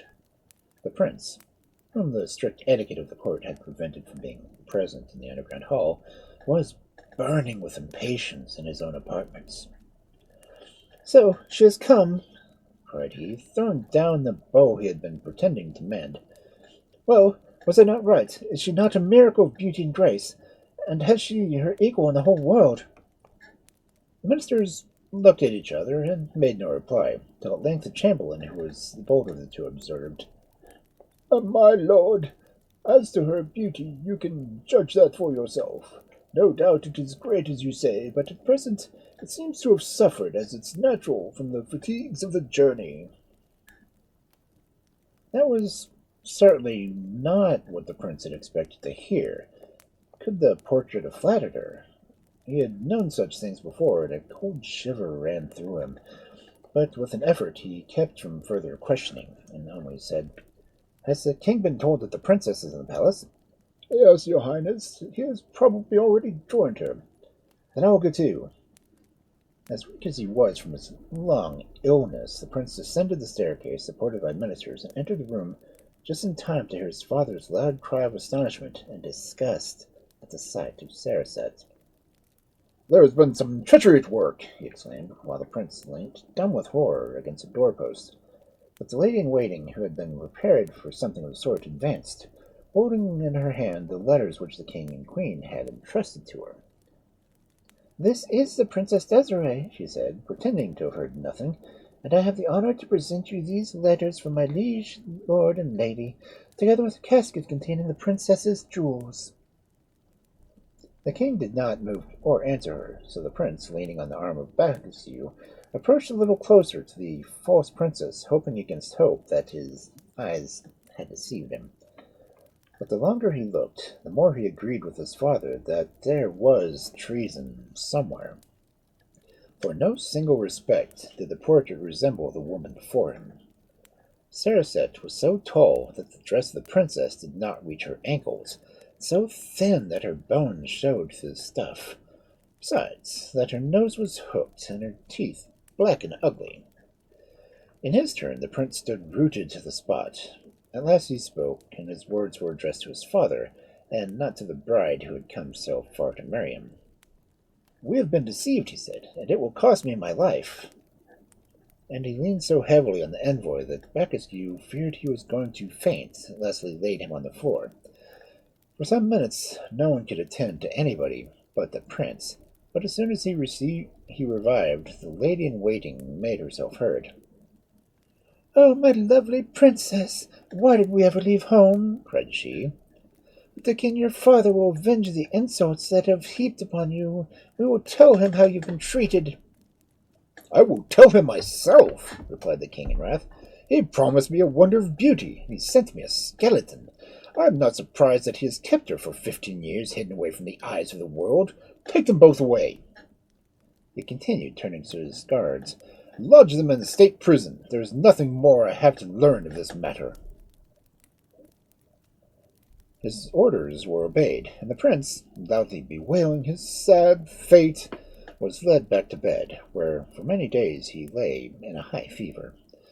At length he slowly began to gain strength, but his sorrow was still so great that he could not bear the sight of a strange face, and he shuddered at the notion of taking his proper part in the court ceremonies. Unknown to the king, or to anybody but Becasgue, he planned that as soon as he was able, he would make his escape and pass the rest of his life alone in a solitary place.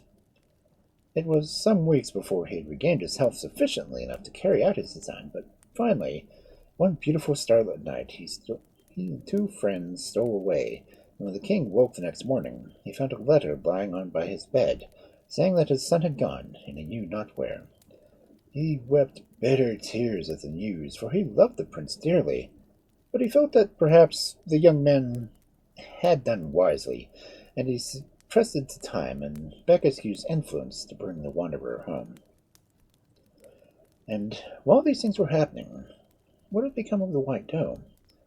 Though she sprang from the carriage, she was aware of some unkind fate had changed her to an animal, yet till she saw herself in a stream, she had no idea what it was. "Is it really I, Desiree?" she said to herself, weeping. "What wicked fairy can have treated me so, and I shall never, never take my own shape again? I only comfort that in the great forest full of giants and serpents, my life will be a short one." Now the fairy Tulip was much grieved by the sad fate of the Princess Desiree, as Desiree's own mother could have been if she had known of it. Still, she could not help feeling that if the king and queen had listened to her advice, the girl would be at this time safely within the walls of her new home. However, she loved Desiree too much to let her suffer more than she could have helped, and it was she who guided Eglantine to the place where the White Doe was standing, cropping the grass, which was her dinner. At the sound of footsteps, the pretty creature lifted her head, and when she saw her faithful companion approaching, she bounded towards her and rubbed her head on Eglantine's shoulder. The maid of honor was surprised, but she was fond of animals, and stroked the White Doe tenderly, speaking gently to her all the while. Suddenly the beautiful creature lifted her head and looked up into Eglantine's face, with tears streaming from her eyes. A thought flashed through her mind, and quick as lightning the girl flung herself on her knees, and lifting the animal's feet, kissed them one by one. "My princess, my dear princess!" cried she. And again the White Doe rubbed her head against her, for she thought the spiteful fairy had taken away her power of speech, and she had not deprived her of her reason. All day long the two remained together. While Eglantine grew hungry, she led by the White Doe to the part of the forest where pears and peaches grew in abundance. But as night came on, the maid of honor was filled with terrors of wild beasts which had beset the princess during their first night in the forest. "Is there no hut or cave we could go into?" asked she, but the doe only shook her head, and the two sat down and wept with fright. The fairy Tulip, who, in spite of her anger, was very soft-hearted, and touched at their distress, flew quickly to their help. "I cannot take away the spell altogether," said she, "for the fairy of the fountain is stronger than I, but I can shorten the time of your punishment, and am able to make it less hard. For as soon as darkness falls, you shall resume your own shape." And to think that by and by she would cease to be a White Doe, indeed that she would once cease to be one during the night, was for that one present joy enough for Desiree, and she skipped about in the grass in the prettiest manner. "Go down this path in front of you," continued the fairy, smiling as she watched her. "Go straight down the path, and you will soon reach a little hut where you will find shelter." And with these words she vanished, leaving her hearers happier than they had ever thought they could be. An old woman was standing at the door of the hut when Eglantine drew near, with the White Doe trotting beside her. "Good evening," she said. One person. "Good evening," she said. "Could you give me a night's lodging for myself and my doe?" "Certainly I can," replied the old woman, and she led them into a room with two little white beds, so clean and comfortable that it made you sleepy even to look at them. The door had hardly closed behind the old woman when the sun sank behind the horizon, and Desiree became a girl again. "Oh, Eglantine, what should I have done if you had not followed me?" cried she, and she flung herself into her friend's arms in the transport of delight. Early in the morning, Eglantine was awakened by the sound of someone scratching at the door, and on opening her eyes she saw the White Doe struggling to get out. The little creature looked up and into her face and nodded her head as the maid of honor unfastened her latch, and she bounded away into the woods, and was lost to sight in a moment. Meanwhile, the prince and Becasgue were wandering through the wood, until at last the prince grew tired, and then he lay under a tree and told Becasgue that he had better go in search of food, or for some place they could sleep. Becasgue had not gone very far when a turn of the path brought him face to face with the old woman who was feeding her doves before her cottage.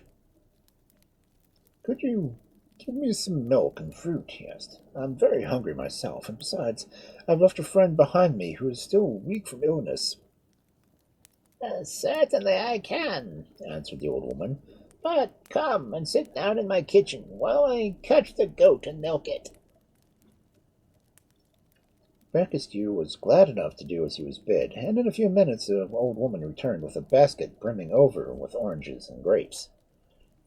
"If your friend has been ill, he should not pass the night in the forest," said she. "I have room in my hut, tiny enough, it is true, but better than nothing, and to that you are both very welcome." Becasgue thanked her warmly, and as by this time it was almost sunset, he set out to fetch the prince. It was while he was absent that Eglantine and the White Doe entered the hut, and having, of course, no idea that the very next room was a man whose childish impatience had been the cause of all the trouble. In spite of his fatigue, the prince slept badly, and directly as it was light he rose. Bidding Becasgue remain where he was, he wished to be alone. He strolled out into the forest. He walked on slowly, just as his fancy led him, till suddenly he came into a wide open space, and in the middle was a White Doe, quietly eating her breakfast. She bounded off at the sight of a man, but not before the prince, who had fastened on his bow without thinking, had let several arrows fly, which the fairy Tulip took care that none should harm her. But quickly she ran. She soon felt her strength failing her, for 15 years of life in a tower had not taught her how to exercise her limbs. Luckily, the prince was too weak to follow her far, and a turn of the path brought her close to the hut, where Eglantine was waiting her. Panting for breath, she entered her room and flung herself down on the floor. When it was dark again, she was once more Princess Desiree, and she told Eglantine what had befallen her. "I feared the fear of the fountain and the cruel beasts," she said, "but somehow I never thought of the dangers that I ran from men. I did not know how it would save me." "You must stay quietly till the time of your punishment is over," answered Eglantine. But when the morning dawned and the girl turned into a doe, the longing for the forest came over her, and she sprang away as before.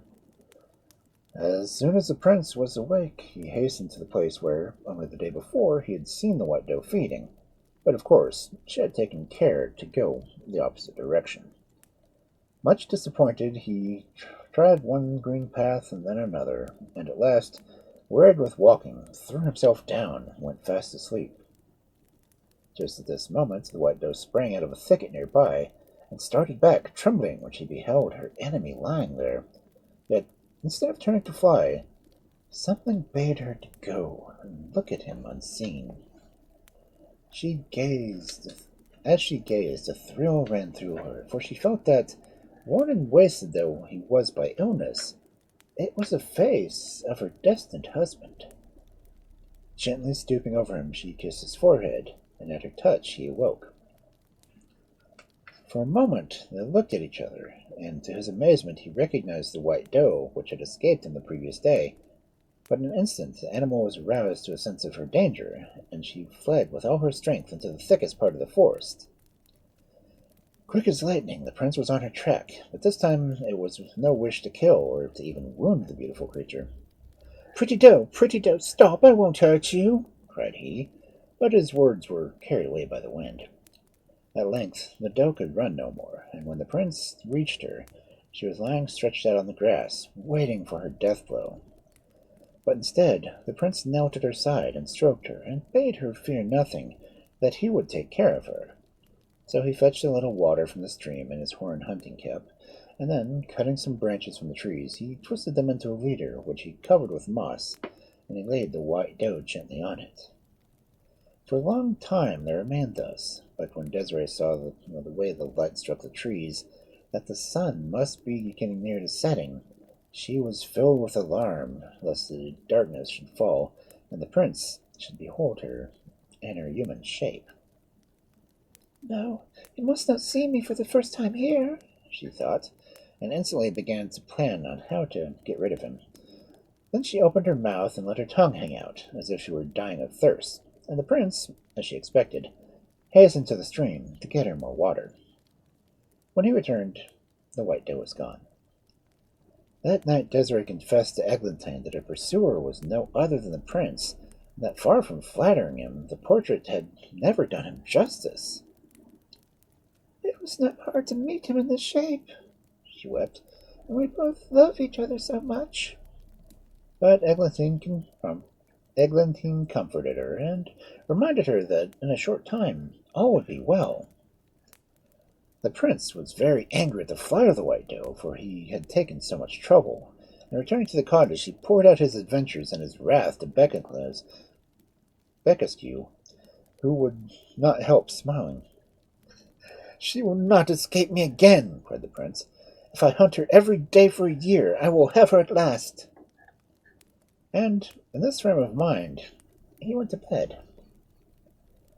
When the white doe entered the forest the next morning, she had not made up her mind whether she would go and meet the prince, or whether she should shun him and hide in the thickets of which he knew nothing.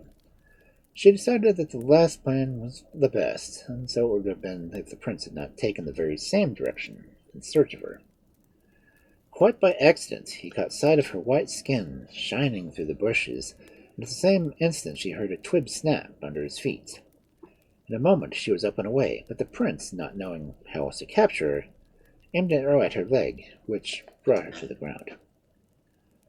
The young man felt like a murderer as he ran hastily up to where the white doe lay, but he did his best to soothe the pain she felt, which, in reality, was the last part of the punishment sent by the fairy of the fountain. First he brought her some water, and then he fetched her some healing herbs, and having crushed them in his hand, laid them on the wound. What a wretch I have been to hurt you," he cried, resting her upon his knees. "And now you will hate me and fly from me forever." For some time the doe lay quietly where she was, but, as before, she remembered that the hour of her transformation was near. She struggled to her feet, but the prince would not hear of her walking, and thinking the old woman might be able to dress her wound better than he could, he took her into his arms to carry her back to the hut. But, small as she was, she made herself so heavy that after staggering a few steps under her weight, he laid her down, and tied her fast to a tree with some of the ribbons of his hat. This done, he went away to get help. Meanwhile, Eglantine had grown very uneasy at the long absence of her mistress, and had come out to look for her. Just as the prince passed out of sight, the fluttering ribbons danced before her eyes, and she descried her beautiful princess bound to a tree. With all her might she worked at the knots, but not a single one could she undo, though all appeared so easy. She was still busy at them when a voice behind her said, "Pardon me, fair lady, but that is my doe you are trying to steal." "Excuse me, good knight," answered Eglantine, hardly glancing at him, "but it is my doe that is tied up here. If you wish for a proof of it, you can see if she knows me or not. Touch my heart, little one," she continued, dropping to her knees, and the doe lifted up one forefoot and laid it on her side. "Now put your arms around my neck and sigh." And again the doe did as she was bid. "You are right," said the prince, "but it is with sorrow I give her up to you, for though I have wounded her, yet I love her deeply."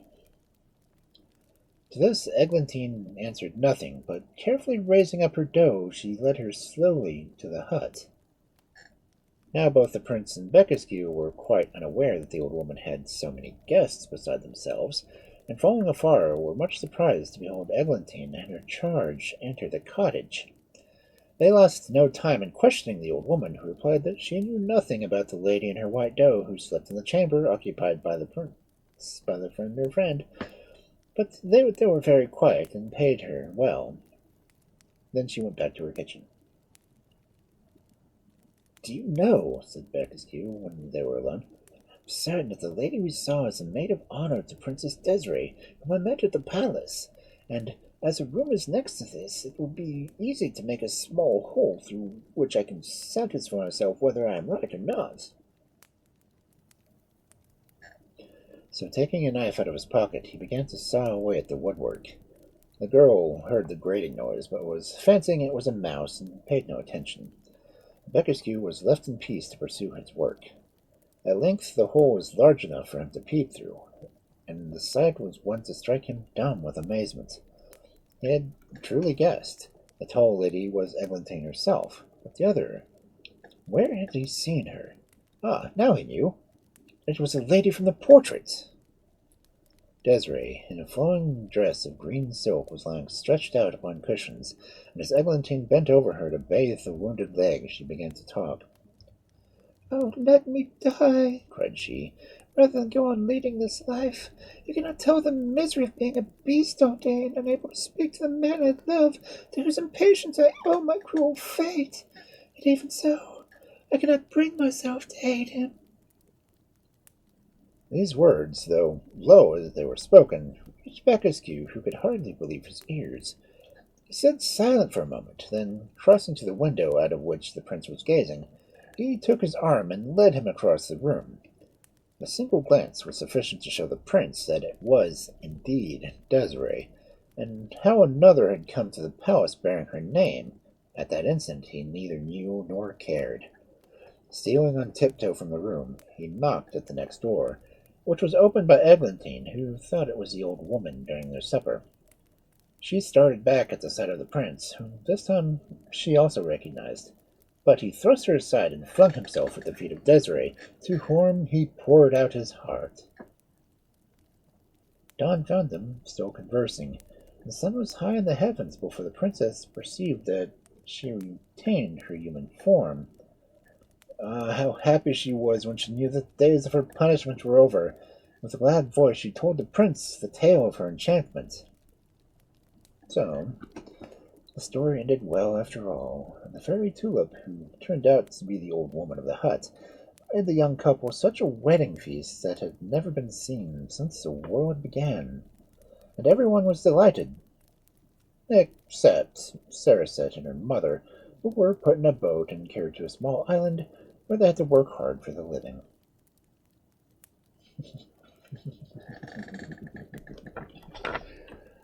Oh, ouch. I have 16 minutes left before the ads pop up again.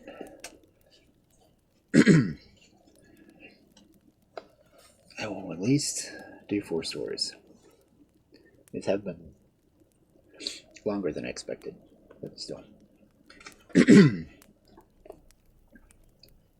Our next story for this wonderful Friday night of fairy tales: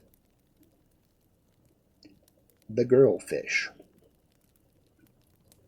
Once upon a time there lived, on the bank of a stream, a man and a woman who had a daughter. As she was an only child and very pretty besides, they never could make up their minds to punish her for her faults, or to teach her nice manners. And as for work, she laughed at her mother's face if she asked her to help cook dinner or to wash the plates. All the girl would do was to spend her days in dancing and playing with her friends, and for any use she was to her parents, they might as well have no daughter at all. However, one morning her mother looked so tired that even the selfish girl could not help seeing it, and asked if there was anything she was able to do so that her mother might rest a little. The good woman looked so surprised and grateful for this offer that the girl felt rather ashamed, and at the moment would have scrubbed down the house if she had been requested. But her mother only begged her to take the fishing net out to the bank of the river and mend some holes in it, as her father intended to go fishing that night. The girl took the net and worked so hard that soon there was not a hole to be found, which isn't really great for a net. No. She felt quite pleased with herself, though she had had plenty to amuse her, as everyone who passed by had stopped and had a chat with her. But by the time the sun was high overhead, she was just folding her net to carry it home again, when she heard a splash behind her, and looking round she saw a big fish jump into the air. Seizing the net in both hands, she flung it out into the water where the circles were spreading one behind another, and, more than by luck than skill, she drew out the fish. "Oh, you are a beauty!" she cried to herself. But the fish looked up to her and said, "You had better not kill me, or if you do, I will turn you into a fish yourself." The girl laughed contemptuously and ran straight to her mother. "Look what I've caught," she said gaily. "It is almost a pity to eat it, for it can talk, and it declares that if I kill it, it will turn me into a fish too." "Oh, put it back, implored the mother. "Perhaps it is skilled in magic, and I should die, and so would your father if anything should happen to you." "Oh, nonsense, mother! What power could a creature like that have over me? Besides, I am hungry, and if I don't have dinner soon, I shall be very cross." And off she went to gather some flowers to stick in her hair. About an hour later, the blowing of the horn told her that dinner was ready. "Didn't I say this fish would be delicious?" she cried, Plunging her spoon into the dish, the girl helped herself to a large piece. But the instant it touched her mouth, a cold shiver ran through her. Her head seemed to flatten, and her eyes to look oddly around the corners. Her legs and her arms were stuck to her sides, and she gasped wildly for breath. With a mighty bound she sprang through the window and fell into the river, where she soon felt better, and was able to swim to the sea, which was close by. No sooner had she arrived there than the sight of her sad face attracted the notice of some of the other fish, and they pressed around her, begging her to tell them her story. "I'm not a fish at all," said the newcomer, swallowing a great deal of salt water as she spoke, for you cannot learn to be a proper fish all in one moment. "I'm not a fish at all, but a girl. At least I was a girl a few minutes ago. Only—" She ducked her head under the waves so that they could not see her crying. "Only you did not believe the fish you caught had power to carry out his threat," said an old tunny. "Well, never mind. That has happened to all of us, and it is really not a bad life. Cheer up and come with us to see our queen, who lives in a palace that is much more beautiful than any of your queens can boast of." New Fish felt a little afraid taking such a journey, but as she was still more afraid of being left alone, she waved her tail in token of consent, and off they all set, hundreds of them together. The people on the rocks and in the ships that saw them pass said to each other, "Look what a splendid shoal!" and had no idea they were hastening to the queen's palace, but then dwellers on the land have so little notion of what goes on at the bottom of the sea. Certainly the little New Fish had none. She had watched jellyfish and nautilus swimming a little way below the surface, and the beautiful colored seaweeds flowing, but that was all. Now, when she plunged deeper, her eyes fell upon strange things. Wedges of gold, great anchors, heaps of pearls, inestimable stones, unvalued jewels, all scattered in the bottom of the sea. Dead men's bones were there also, and long white creatures who had never seen the light, for they dwelt mostly in the clefts of rocks where the sun's rays could not come. At first our little fish felt as if she was blind also, but by and by she began to make out one object after another in the green dimness, and by the time she had swum for a few hours, all had become clear. "Here we are at last," cried a big fish, going down into the deep valley, for the sea has its mountains and valleys just as much as on the land. "That is the palace of the Queen of the Fishes, and I think you must confess that the Emperor himself has nothing so fine." "It is indeed beautiful," gasped the little fish, who was very tired with trying to swim as fast as the rest, and beautiful beyond words as the palace was. The walls were made of pale pink coral, worn smooth by the waters, and round the windows were rows of pearls, and great doors were standing open, and a whole troop floated into the chamber of audience, where the queen, who was half a woman after all, was seated on a throne made of green and blue shell. "Who are you, and where do you come from?" she said to the little fish, whom the others had pushed to the front.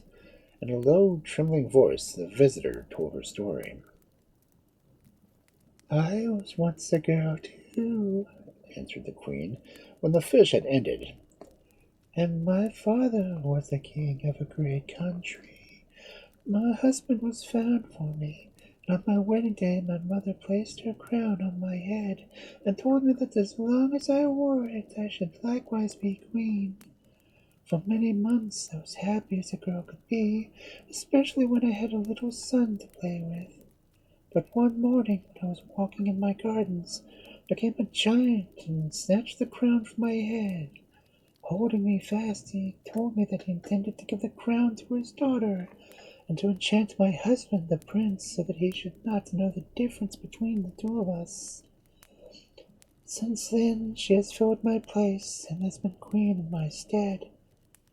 As for me, I was so miserable that I threw myself into the sea, and my ladies who loved me declared that they would die too. But instead of dying, some wizard who pitied my fate turned us all into fishes, though he allowed me to keep my face and body of a woman. And fished we must remain till someone brings me back to my crown again." "I will bring it back if you should tell me what to do," cried the little fish, who would have promised anything that was likely to carry her up to the earth again. And the queen answered, "Yes, I will tell you what to do." She sat silent for a moment, and then went on. "There is no danger if you will only follow my counsel. First, you must return to the earth and go up to the top of a high mountain where the giant has built his castle. You will find him sitting on the steps, weeping for his daughter, who has just died while the prince was away hunting. At the last she sent her father my crown by a faithful servant. But I warn you to be careful, for if he sees you, he may kill you. Therefore, I will give you the power to change yourself into any creature that may help you best. You have only to strike your forehead and call out its name." This time the journey to land seemed much shorter than before, and once the fish had reached the shore, she struck her forehead sharply with her tail and cried, "Dear, come to me." In a moment, a small, slimy body disappeared, and in its place stood a beautiful beast with branching horns and slender legs, quivering with longing to be gone. Throwing back her head and snuffing the air, she broke into a run, leaping easily out of the rivers and the walls that stood in her way. It happened that the king's son had been hunting since daybreak, but had killed nothing, and when the deer crossed his path as he was resting under a tree, he was determined to have her. He flung himself on his horse and went like the wind, and as the prince often hunted the forest before, he knew all the shortcuts, and he at last came up with the panting beast. "By your favor, let me go. Do not kill me," said the deer, turning to the prince with tears in her eyes. "For I've run far and too much to do." As the prince, struck dumb with surprise, only looked at her, the deer cleared the next wall and was soon out of sight. That can't really be a deer, thought the prince to himself, reining in his horse, and not attempting to follow her. No deer ever has eyes like that. It must be an enchanted maiden, and I will marry her and no other. So, turning his horse's head, he rode slowly back to his palace. The deer reached the giant's castle quite out of breath, and her heart sank as she gazed at the tall, smooth walls which surrounded it. Then she plucked up her courage and cried, "Ant, come to me!" And in a moment the branching horns and beautiful shape had vanished, and a tiny brown ant, invisible to all who did not look closely, was climbing the walls. It was wonderful how fast she went, that little creature. The wall must have appeared miles high in comparison to her own body, yet in less time than would have seemed possible, she was over the top and down in the courtyard on the other side. Here she paused and considered what should best be done next. And looking about her, she saw that one of the walls had a tall tree growing by it, and in the corner was a window very nearly on the level of the highest branches of the tree. Monkey, come to me! Cried the ant, and before you could turn round, a monkey was swinging itself from the topmost branches into the room where the giant lay snoring. Perhaps he will not be frightened at the sight of me that he might die of fear, and I shall never get the crown, thought the monkey. I had better become something else. And she called softly, Parrot, come to me! Then a pink and gray parrot popped up to the giant, who by this time was stretching himself and giving yawns which shook the castle. The parrot waited a little until he was really awake, then said boldly that she had been sent to take away the crown, which was not his any longer, now that his daughter, the queen, was dead. On hearing these words, the giant leapt out of bed with an angry roar and sprang at the parrot in order to wring her neck with his great hands. But the bird was too quick for him, and flying behind his back, begged the giant to have patience, as her death would be of no use to him. That is true, answered the giant, but I am not so foolish as to give you the crown for nothing. Let me think what I will have in exchange.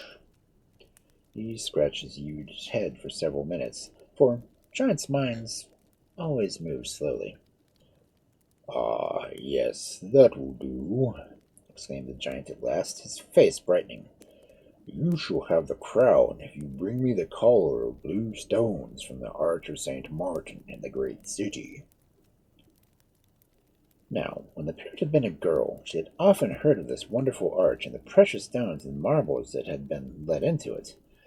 It sounded as if it would be a very hard thing to get away with from the building from which they formed part, but all had gone with her so far, and at any rate she could try. So she bowed to the giant and made her way back to the window where the giant could not see her. Then she called quickly, Eagle, come to me! Before she had even reached the tree, she felt herself borne up on strong winds, ready to carry her to the clouds if she so wished to go there, and seeming a mere speck in the sky, she swept along until she beheld the Arch of St. Martin far below, with the rays of the sun shining on it. Then she swooped down, and hiding herself behind a buttress so that she could not be detected from below, she set herself to dig out the nearest blue stones with her beak. It was even harder work than she had expected, but at last it was done, and hope rose in her heart. Next she drew the piece of string that had been found hanging from the tree, and sitting down strung the strings together. When the necklace was finished, she hung it around her neck and called, Parrot, come to me! And a little later, the pink and gray ferret stood before the giant. Here's the necklace you asked for, said the parrot, and the eyes of the giant glistened as he took the heap of blue stones in his hand. But all for that, he was not minded to give up the crown. They're hardly as blue as I expected, he grumbled, though the parrot knew well he did not know that he was speaking the truth. So you must bring me something else in exchange for the crown you covet so much. If you fail, it will not only cost you the crown, but your life also. What is it you want now? Asked the parrot, and the giant answered, If I give you my crown, it must have another still more beautiful. This time you shall bring me a crown of stars. The parrot turned away, and as soon as she was outside, she murmured, Toad, come to me! And sure enough, a toad she was, and off she set in search of the starry crown. She had not gone far before she came to a clear pool, in which the stars were reflected so brightly that they looked quite real to touch and handle. Stooping down, she filled a bag that was carrying with shining water, and, returning to the castle, wove a crown of the reflected stars. And then she cried out as before.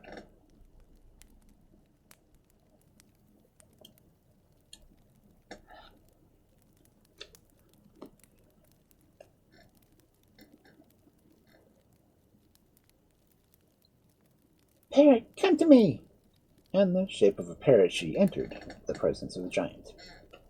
Here's the crown you asked for, said she, and this time the giant could not help crying out with admiration. He knew he was beaten, and still holding the chaplet of stars, he turned to the girl. Your power is greater than mine.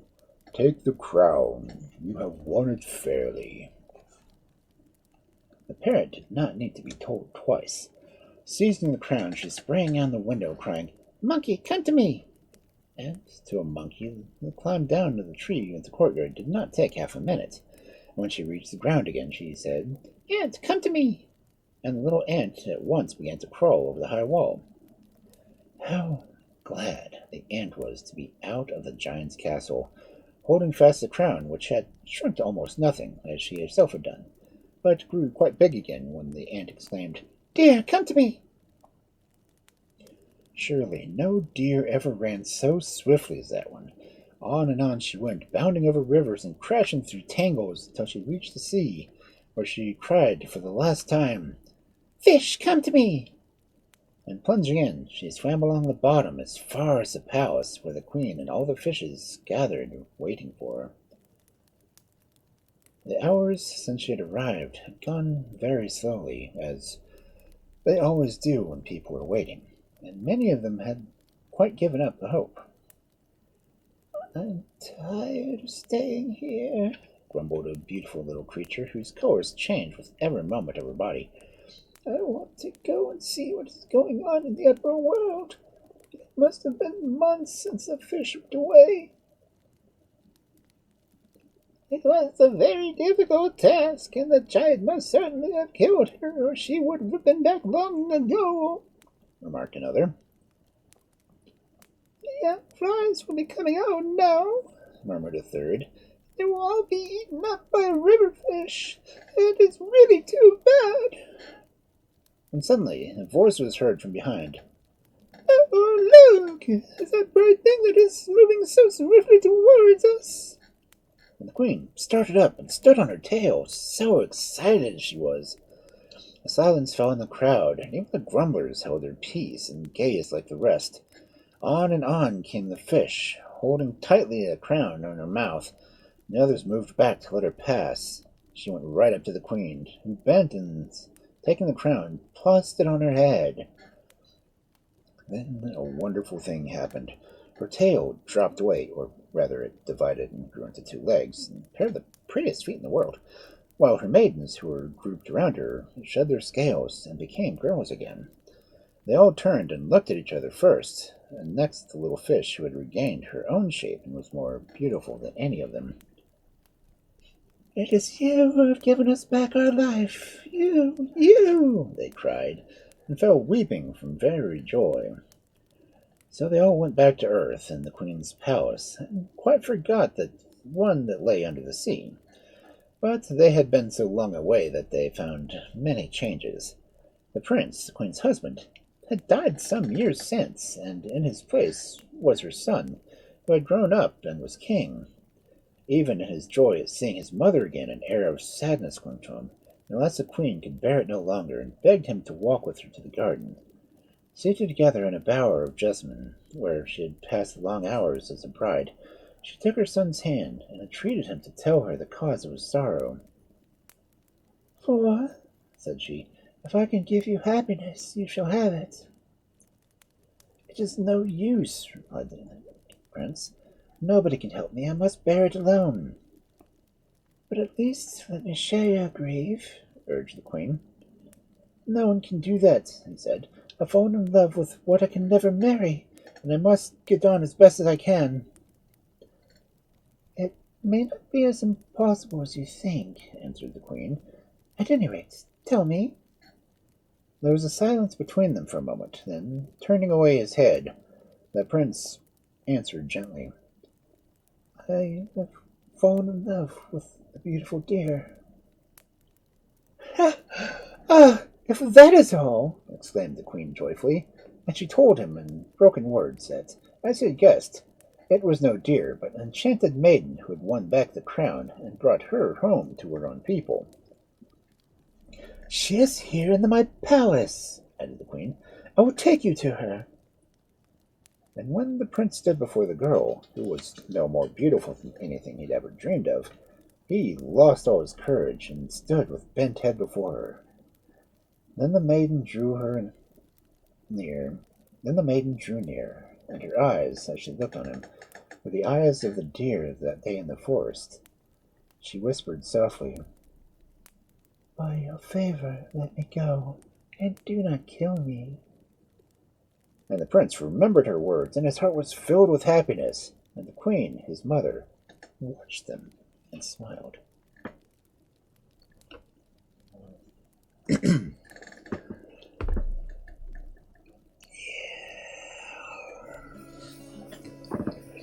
Okay.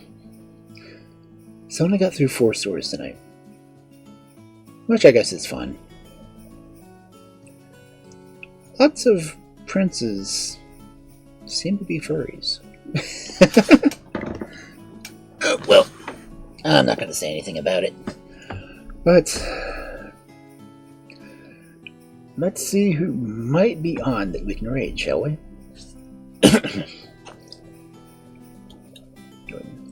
Pause the ads so we can find this, because I don't want them to run before we raid someone.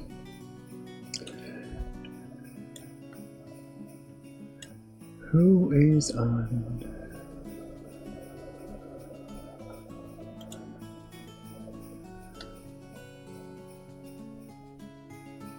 Dang it, there's that sound again.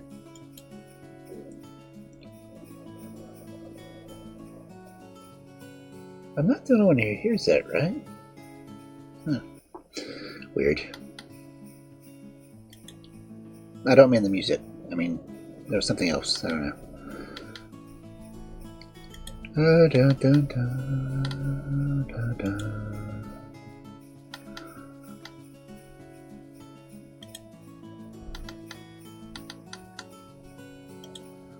Okay. Who do I want to raid?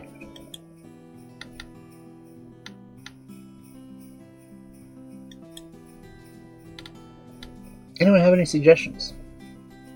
I'm always open. I don't think I've charged for them yet.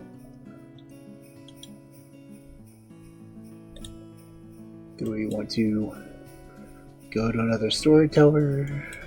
If I can find one.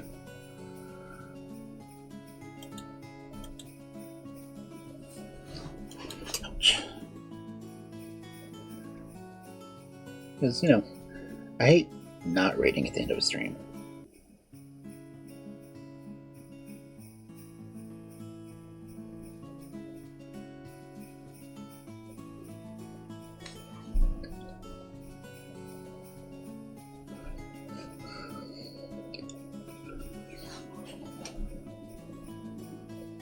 No one else hears that.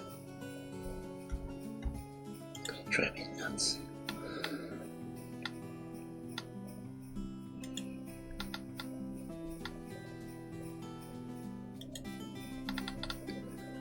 Da, da, da, da, da, da.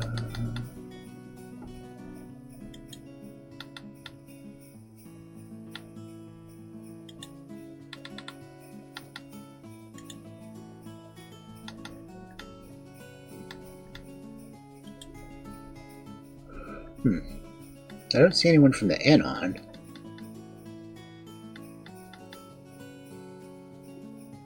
Where did my music stop? Okay.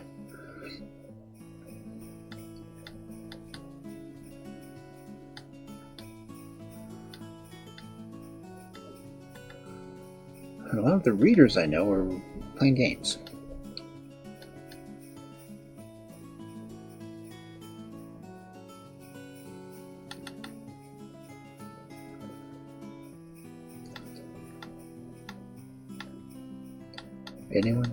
Anyone? Fry? Oh yeah. Let's see, we only got 4 stories, so that means we have 11 left in the book.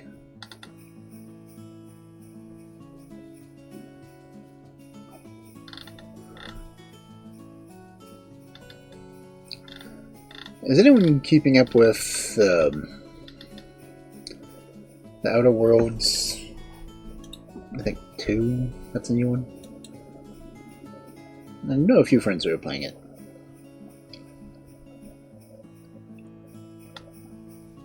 And oh, someone's actually playing the first one. It says Spacer's Choice Edition.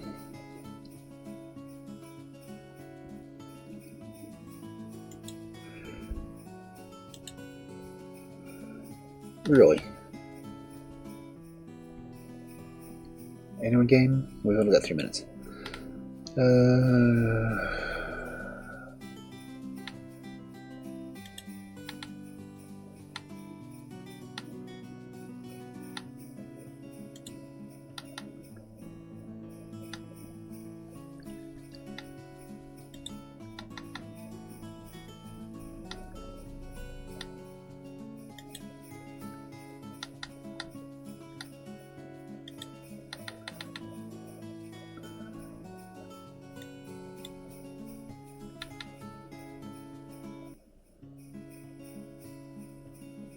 I mean, even Books and Bounty is doing a text stream, they're not doing reading.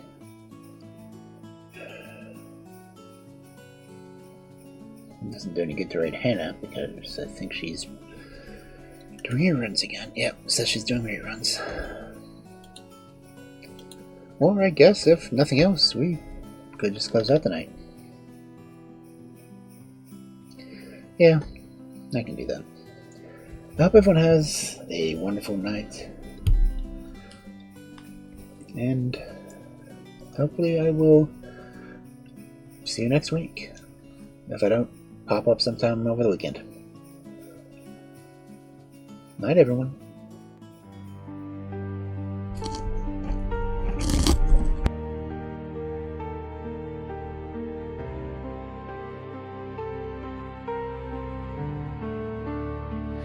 In the hollow of the night, shadows weave and twist. The wolf has told his stories, wrapped in mystic mist. Lurking in the silence where the echoes softly play, the echoes of forgotten tales dimming as they sway. The hours drip like candle wax, slowly melting gold. Lands of frost and twilight, secrets yet untold. The forest breathes a shiver, its ancient heartbeats thrum. Underneath the silver glow, the wild whispers come. Time to close the book, let the pages fall. You've roamed the winding paths, now heed the twilight.